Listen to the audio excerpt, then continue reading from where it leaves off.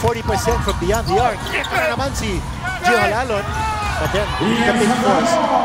Green and then attacks the basket inside. Sangalang with a reverse. Patay yung Pectus, pero he cleans up his own miss. Oh, he just took it away from Banchero. Look at Melton. From the ground, get it to Rome. Ian will complete the play. That's unselfish play. Maronga to Sangalang. Ian diving down the middle will be whistled for the offensive foul. 8-point lead. Lee's double team. They swing it over to the corner. Sangalang with a big hit.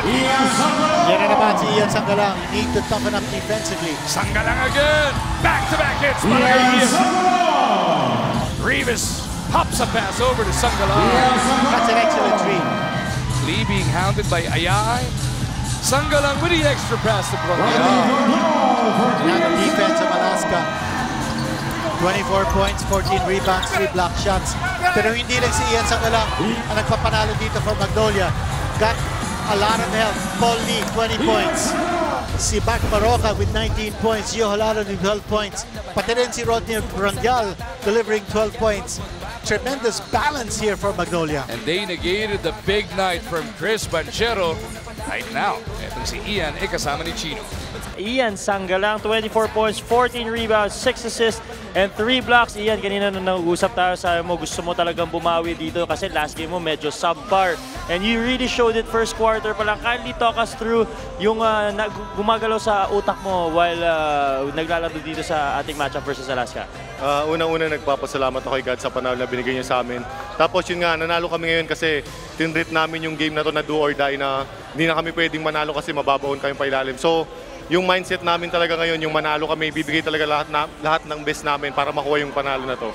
And at the same time, kanina si Coach Chito na-mention din, yeah, you can bring in, of course, baby boy, hello! Si Coach Chito kanina na-mention niya na ang dami niyo na napagdaanan na gera as a team at saka nagtitiwala daw siya talaga sa inyong lahat that you guys can pull it through, makakapasok kayo ng playoffs. Gaano ka-importante yung ganyan tiwala galing sa inyong mga coaches? Ayun nga, totoo yung sinabi ni Coach, sanay kami sa gantong challenge. Siguro, challenge lang kami ni God kung paano namin laruin yung challenge niya. Siguro yung game na to, nakita namin na malaki yung chance pa namin na pumasok ng playoffs. So, ayun, one game at a time kami, focus kami sa bawat game para makuha namin yung game namin next game. Ayun, parang para sa amin kasi lahat ng team nagtrabaho today, hindi lang ako. Credit sa buong team, sa buong coaching staff. Ayun, nagpapasalamat ako na binigay namin lahat ng effort namin today. At yan, sino ba mga gusto mong batiyan tsaka pasalamatan? Yan. Unang-una, nagpapasalamat ako sa lahat ng sumusuporta ng PBA, sa lahat ng Magnolia fans, Hotshot. Maraming salamat sa suporta nyo, sa family ko, sa Pampanga, kay Vice Gov, kay Atty. Charlie Chua, sa wife ko, dito sa baby ko, salamat sa suporta nyo. I love you. Thank you. There you go, our best player of the game, Ian Sangalang of the Magnolia Hotshot.